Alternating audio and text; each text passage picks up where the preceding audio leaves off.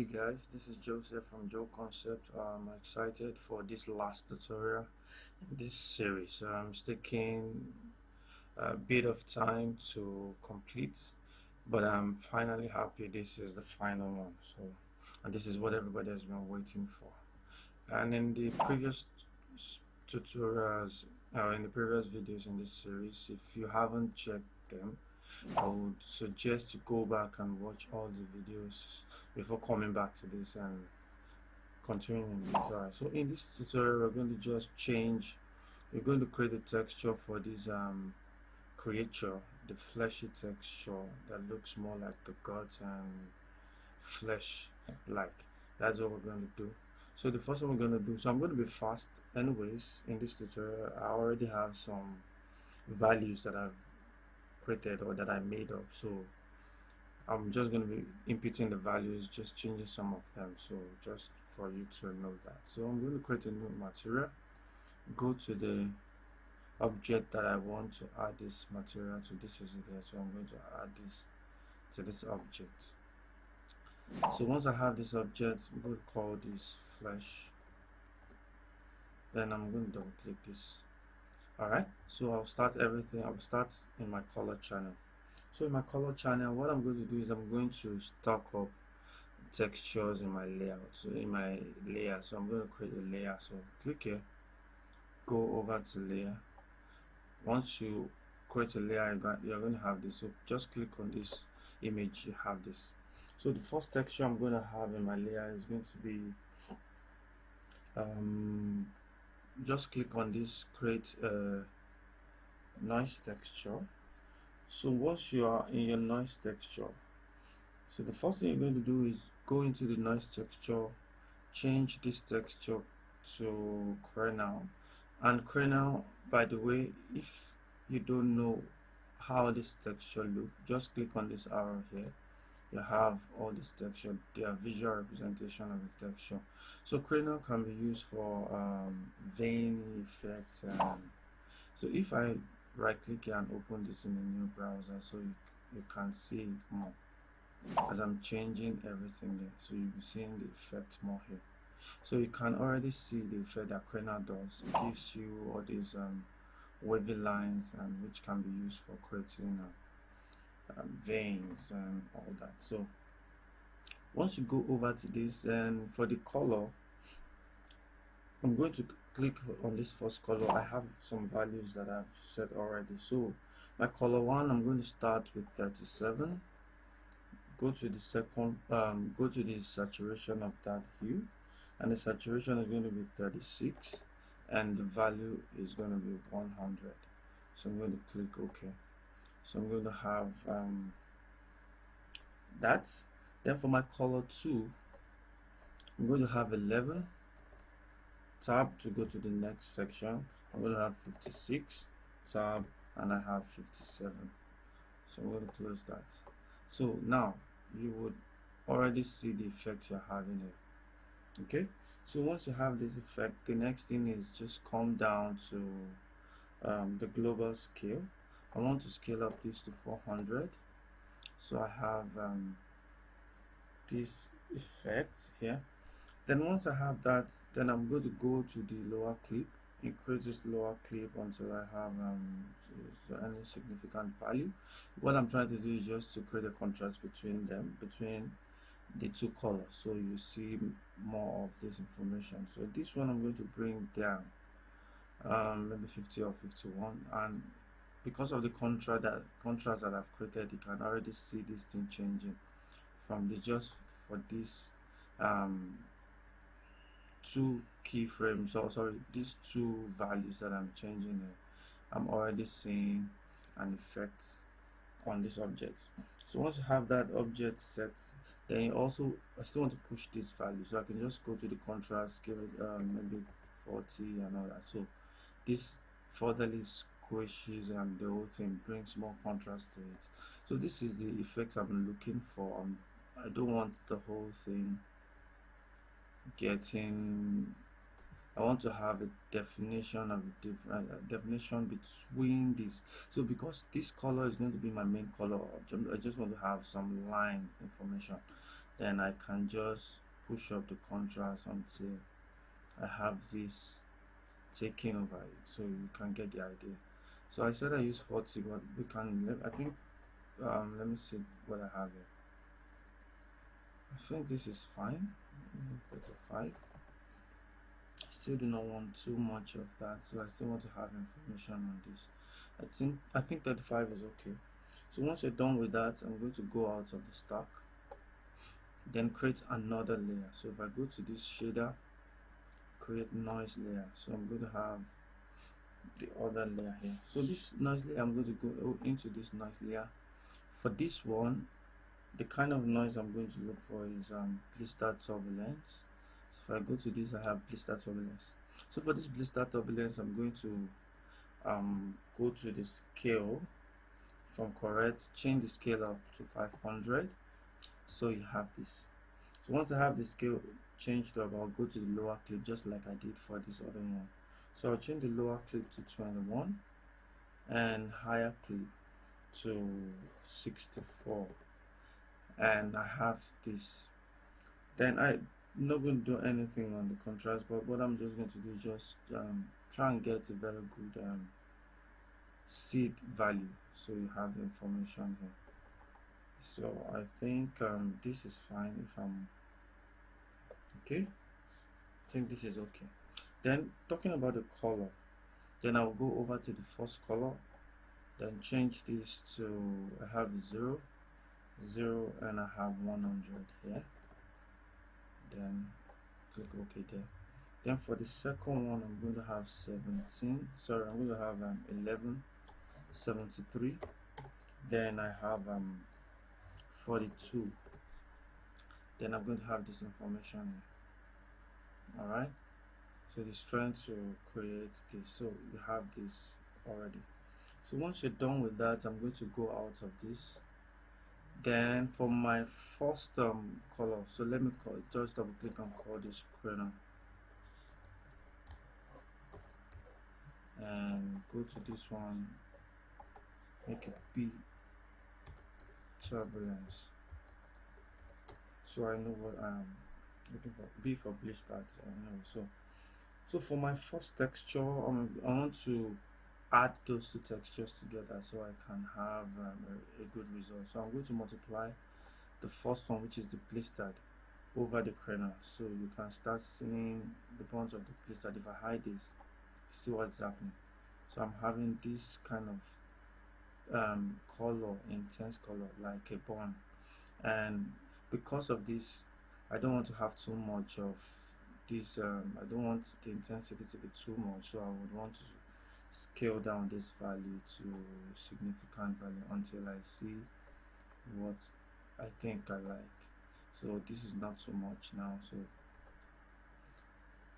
okay, so once you're done with that, the next thing you will want to do is to go over to your reflectance and try and create a reflectance for that.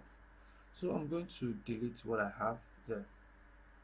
The first thing I have, I'm going to remove, then add the Beckman or GGX. So if you add the GGX, it's going to, oh, by the way, before I add it, reflectance, you can see the information you're having. That is not a good representation of what I want. So what I'm going to do is I will change this. I'll go to the material, try and change it from UV map to some other options until I'm okay. See, but the one I chose was spherical. I have a spherical, and just so you see that, don't forget. Okay, so I'm going to go to my reflectance. I have added GGX. So into my GGX, I'm going to come down and change this to additive. Then from there, I will give it a bit of roughness, so it's kind of give more glossy, glossiness to the subject. So let's say that I'm going to have a roughness of something like this. Now don't worry about this, don't worry about that now. So what I'm going to do now is going to the roughness. I'm going to create a texture for this. Now the texture I'm going to create is, I'm just going to copy the texture from this. I want to have this consistency in the way I have this. So I'm going to copy this whole texture, take it to my reflectance and just click on that and paste the texture. Now because reflectance does not work with hue values, it works with grayscale value. Sorry about that, it works with grayscale value. So what I'm going to do is just change all these values and change the color. So for my first texture, I'm just going to change this to pure white, and this other one I'm going to change it to black. So it's just working with black and white texture.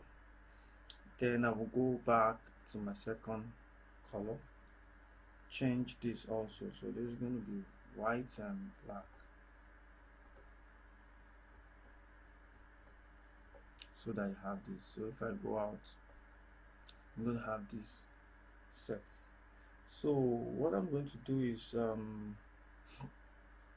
think this value is okay, so we can just change this. Now because we're working with dark values, so multiply would not work, so you don't see the first on this. So what we do is we change the value, this multiply, the blending mode from multiply to screen, so you see both mixing together. So I don't want this is getting too much, so the intensity is much, so I'm going to bring this down. So once I'm done with that, I would want to go out of this. That has been added to this roughness, so we have this, you can already see. But that is not all. I would also want to go over and create another texture. Oh, sorry, I'm sorry about that. So I will go over into this object. I am sorry. Okay, I'll go over into this. I'm trying to create a funnel to that, so you have this funnel effect. So that is just basically all for this section. So once you're done with that, the next thing we're going to do is to go over to our bump channel. So we go to your bump channel. I want to add a kind of bumpiness to this object. So you have this. So what I'm going to do is because bump also works with grayscale value and not color, so I'll go to the reflectance, copy everything I have here, bring it over to my bump, paste. So I have this information, but for this bump I'm going to go into this bump and add another noise. So for this other noise, I'm going to just make it go over into the noise, then change some of these values. So the first color is going to be black, fine, and the second one is going to be white. Then the seed value is okay, and the kind of noise I want is going to be looker. And for this looker, I'm going to scale down this, because you can already see the intensity on this object, so it's too much. Even if you look here, you can see that this is too much. So I'm going to scale down this global scale, just scale it down until I have a bit of this. I think 50 might be too much, so let's try. You can see this, the scale is still too big, so I just want a very minute effect of that. So let's try 30 and see what we have. So this will update and you can see it more. So once this updates, I will move to the next one and see what we do. Okay, so while this is updating, come out to this section and try and change this. So for this one that I've created now, you can see this. I'll change this to multiply. Once I have this multiply, so it multiplies this over or on top of what we had before, but the intensity of this noise is too much. So what we're going to do is we're going to reduce the strength of it until we start seeing a reasonable amount of it here. If you look, so it's still there, it's just the intensity is just not that much. So I think this value is fine. I don't want to be too much, so this is fine. So once we're done with that, the next thing we're going to do is I think that is it for this. And for this reflectance, we want to reduce this so we don't have too much of this value, because I'm getting to have, if I scale this up now, I'm going to have too much of that. So I'm just going to reduce this down, so it's just a little bit of reflection on that. Okay, so you should know that. Then once I'm done with that, the next thing is to go over to my displacement, because as it is now, I'm having this information. The bump that I've added there is, you can see the effect of the bump. If I click this off, you see that this line will go off and you won't see the effect. But the issue with bump, you can already see, the issue with bump is that if I bring this, you're going to see a line pressed down. And the issue with bump is that it is not it doesn't give a real live information of what you want. It's just a fake displacement. But for us to add an actual displacement to all these things that we've done, what we want to do is go over to the displacement channel itself. Once you go over to the displacement channel, activate it, then you want to add this noise there. So for this displacement, we are going to bring the same noise that we have for our bump. Just copy it and bring it over to our displacement, paste. So as soon as we do that, we are going to start seeing some information here. But then before any other thing, let's go into this displacement and try and change some of this information. So if you can already see the effects you're having. Okay, you can see that. So if you go over into this and try and see what is there anything for us to change. We don't really have anything here, but I would just want to reduce this, since we have an information of this in the bump, so we don't want to multiply this detail of all this. So I'm going to reduce this. So what we'll do is under this sub-polygon displacement, just check this and check round geometry.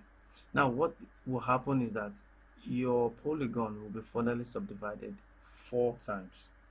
Now usually for you to have a smooth displacement of your object, you would want to displace your polygon and give it a subdivision level. Then this rounding of just bring up all these hard edges and round them up and make them smooth. But for this purpose, 4 will be too much, will be an overkill. So what I'm going to do is I'm going to change this to 2, maybe 3. But as we move forward, we will see what value can be taken. So once we're done with that, we'll go out. So if I close this and close this and try and do very simple render just here. So let me get close to this object enough so that we will have an effect. So if I come here and I click and drag, just okay, so we can see what we have. You can start seeing the displacement happening, and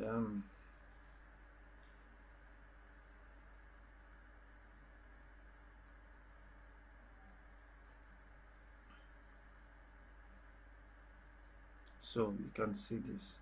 Now if I zoom out, I think I'm too close to it, sorry about that.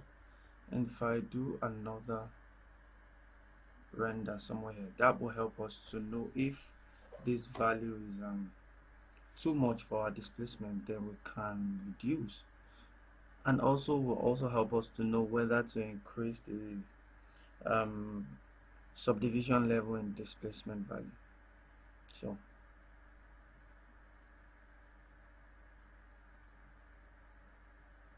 So you can see this doesn't really look much. So I think we'll go over into this, furtherly subdivide this. I think let's try 4. I really want to push this, so okay. So once we are done with that, the next thing is to go over to our luminance. Now for you to have a good effect for your fleshy look, there should be an effect added to your luminance, and the name of the effect is subsurface scattering. That simulates effect of light interacting with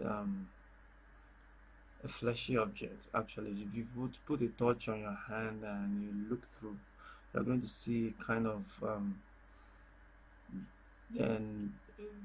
dispersion of light in your skin, and that is the effect we're looking at. So what we're going to do is I'm going to go over to my color channel, copy these texture values and go to the reflectance, not paste it here now. So what we're going to do is just click here, go to effect, go to subsurface scattering. That is what we want. So once you click your subsurface scattering, what you want to do is go into the subsurface scattering and let's start changing some of this information. So for this color, I'm going to change this one to, let's say 4. Change the saturation to 100 and change the value to 20. So this has this very dark value here. So the texture that I copied here, this is where I'm going to paste it. So click here and paste the texture here. Then for the strength, I'm going to change the strength, increase it a bit, so let's say 150. And then for this path length, I will reduce this path length. So I'm thinking I should just bring this down to maybe 2 or 1. By the way, I'm going to give a deep tutorial about that. So once we bring this down, I will go over to our multiple channel, reduce this to 50 to help increase the render time. So once you have this, and for the, I can just go into this layer stack, go to the first texture, then I would want to like change some of the colors a bit. So I will go to our color one. For the texture, we'll go to the color here. So we're going to start changing some of these values here. Okay, so we have 16. Go to the next one, we should change this to 73, and for this one we have 52. Okay, then for this second one, I think I'm mixing this up.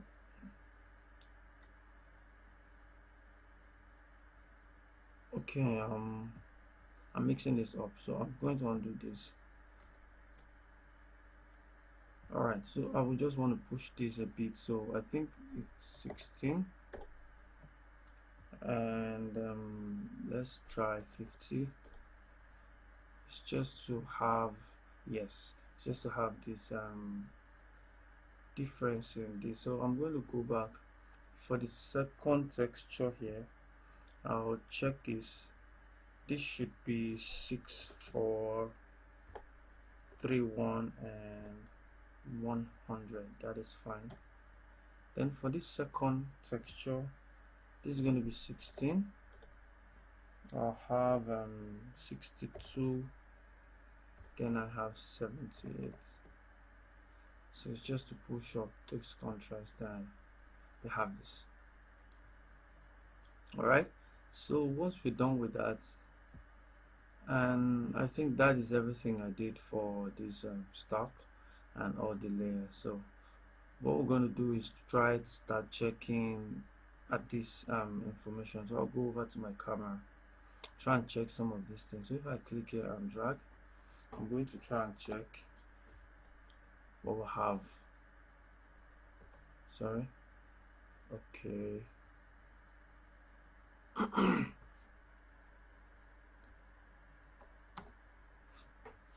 So I'm going to pause this while this comes up.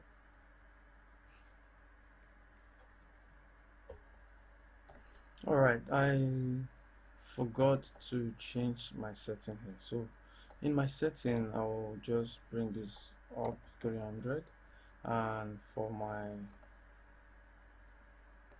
option, I want to get rid of my default lights and this. Then here I want to bring up physical. Then in my physical, I'll change this to, okay, for this purpose, let's just make this fixed, so it's going to be slow. It's going to be fast rather. Then another thing I'm going to do is I'm going to add ambient occlusion effect and reduce this, just give a hint of brownish color here. Then for the dispersion, I want to work with 70. I don't want too much of that. Then possibly add global illumination. Do I actually need global illumination? I don't think I need that. So this is going to make my render too slow. It's going to take a ton of my time. So I think this is fine for that. And also, before I do anything, another thing is that for this color, I don't want to have this effect anymore, because when I did the test render, it wasn't really looking nice on this object with this color scheme that I have already. So what I'm going to do is I'm just going to change this to 2 colors, and I will work more with the colors I have for this guy here. So if you go over to this place, and these are the 2 colors I want to work with. So if you click here, I can right click on this and copy this color, then go over to my, can close this, go over to my hair texture, double click and paste this here. Okay, so I'll do the same thing for this other one, so I don't have time for the value. So click here, right click and copy, then go to the color, paste this here. So what is happening is that, okay, so I'm going to copy this same channel and paste it here so it's consistent. And so what is happening actually is the tip of the air is going to have this color, and as it goes down it changes to this. So I want to bring this more so that the effect is more here. So if you see what is happening, you can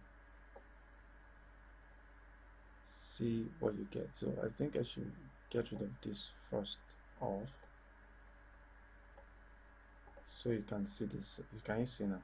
So what is happening is that the tip is actually here and the base is here. So I want to have more of this here and bring this so you can see the effects. So I just want to have a distinction between the tip of the hair and the root. So I think this is fine. So I want to have a smooth transition from the tip. I can even click this and just lower the value here. So it's going to be that. So this is what I'm now going to copy. So I'm going to copy this guy here, copy and go to the root, create a gradient, then paste the gradients here. So we have the same effect here. So once we are done with that, what I will do is go to this texture. I think I am going to let's try and make these 200 to increase this texture. So once we're done with that, I think I still want to tweak this here, go to the subsurface, bring this path length down 1, so the effect is more, and I'm going to add a diffusion, and I want to affect luminance a bit, so I'm going to bring this down so it darkens the luminance a little bit more. So I don't want this too much. So if I go to the reflectance, I already have this okay, we can get rid of this and just bring this down.